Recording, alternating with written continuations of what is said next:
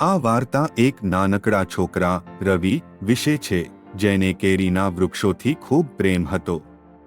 એક દિવસ તેણે તેના આંગણામાં એક કેરીનું બીજ વાવ્યું અને રોજ તેને પાણી આપવાનું, ધૂપમાં રાખવાનું અને ધ્યાનપૂર્વક તેની સંભાળ રાખવાનું શરૂ કર્યું.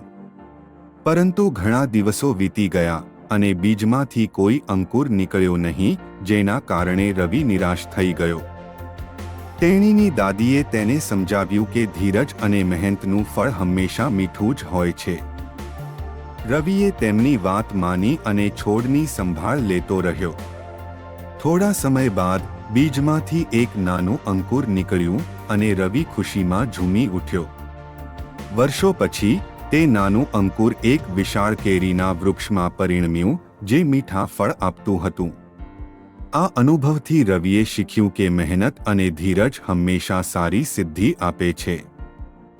શિક્ષણ, ધીરજ અને મહેનતનું ફળ હંમેશા મીઠું હોય છે.